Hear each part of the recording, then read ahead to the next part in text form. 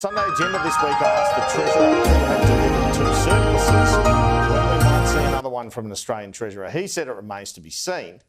The budget papers have their own answer. They say, quote, the underlying cash balance is expected to return to balance in 2035, 36, 10 years away. The change in the underlying cash balance over the medium term since MyEFO, the papers say, primarily reflects the new tax cuts for all Australian taxpayers. So, confirming a decade of deficits, the Treasurer said in his speech that the Australian economy had turned the corner, but so has the state of the budget. Inflation-driven surpluses have given way to a sea of deficits. Here's the sea of red ink here. In 23-24, we saw a $15.8 billion surplus. 24-25, $27.6 billion deficit.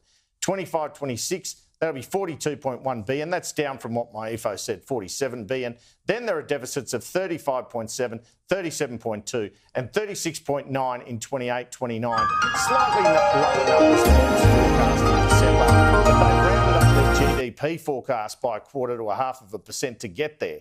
So that's $179 billion worth of deficits that Jim Chalmers is announcing tonight, 10% of which is because of the tax cuts they're introducing, even if they are only $5 a week.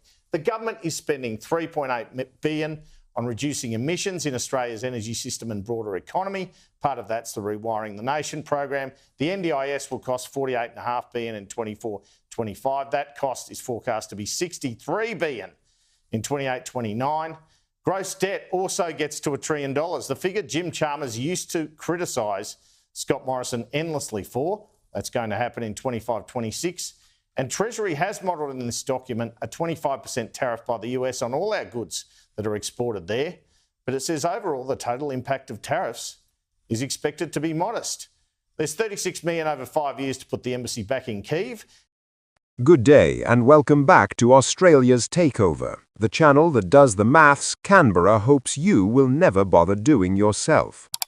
Today we are talking about $1 trillion. That is a 1 followed by 12 zeros, followed by a government that wants you to believe everything is under control.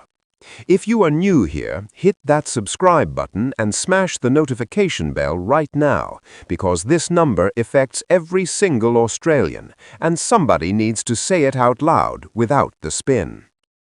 $1 trillion. Let that sit for a moment. Australia's national debt is about to crack the $1 trillion mark, making the Albanese government the first in Australian history to take this country to that milestone. Not a record anyone was racing to set. Not the kind of history you put on a campaign poster. But here we are, and here it is. Now, before the Labour faithful in the comments start warming up their keyboards, yes, we know the coalition left a mess. Yes, COVID happened. Yes, debt is a shared national inheritance built up across decades and multiple governments. Australia's takeover is not pretending otherwise. But here is the uncomfortable truth that no amount of blaming Scott Morrison can paper over. Spending under the Albanese government is growing at 4 times the rate of the economy itself. 4 times.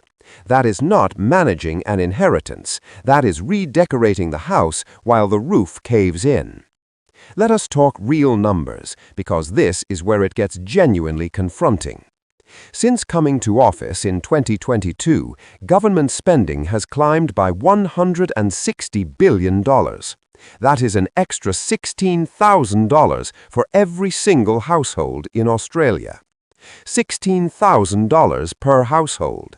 Now ask yourself, can you feel $16,000 worth of improved services, better roads, shorter hospital waiting lists, or cheaper groceries?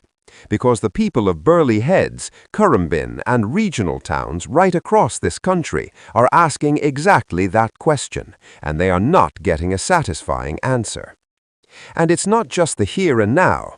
The projected deficit for this financial year has already blown out by nearly $5 billion beyond what was forecast. The year after that, another blowout. The year after that, another blowout. This is not a temporary blip on the radar. This is a pattern, a very expensive, very consistent pattern. Meanwhile, what is the government's answer to the debt question? Jim Chalmers will tell you he delivered budget surpluses, and technically, briefly, he did. 2 of them. Congratulations. But surplus followed by deficit, followed by bigger deficit, followed by $1 trillion in gross debt is not a success story. That is a highlight reel with a very uncomfortable ending. And here's the part that should make younger Australians particularly furious. Spending as a percentage of the economy is projected to sit at nearly 27% for the next 3 consecutive years. Not a spike, not a correction, a new normal. Which means the interest bill on that $1 trillion, already surging, lands squarely on the shoulders of millennials and Generation Z, who are already paying record rents, fighting for a foothold in a housing market that has left them behind, and watching their wages chased down by bracket creep. One opposition frontbencher put it plainly. If spending keeps running ahead of inflation, it will be younger Australians paying the interest bill for decades to come. And with debt now forecast to hit $1.2 trillion before the next election, that interest bill is not a distant abstraction. It is a real number, compounding right now on every Australian's tab. The government's response to all of this? Announce more spending. $1 billion for GP training here, $30 billion for AUKUS submarine yards there, a cost of living package timed neatly to the election cycle.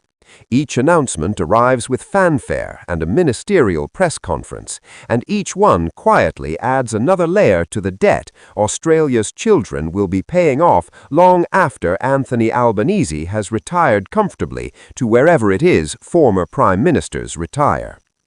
To be fair, Australia is not alone in carrying significant debt. Our debt as a percentage of GDP remains lower than many comparable nations. The government is very fond of pointing that out. But lower than worse is not a standard. It's a consolation prize. And when debt is growing at 4 times the speed of the economy, the trajectory matters more than today's snapshot. $1 trillion. First time in Australian history. Achieved not by a war, not by a once-in-a-century pandemic starting from zero, but in the quiet, steady, press release-filled years of a government that promised to repair the budget, and instead added $100 billion to the national debt, while telling you it was being responsible. History has been made, just not the kind worth celebrating. Thanks so much for watching. Australia's Takeover appreciates every one of you.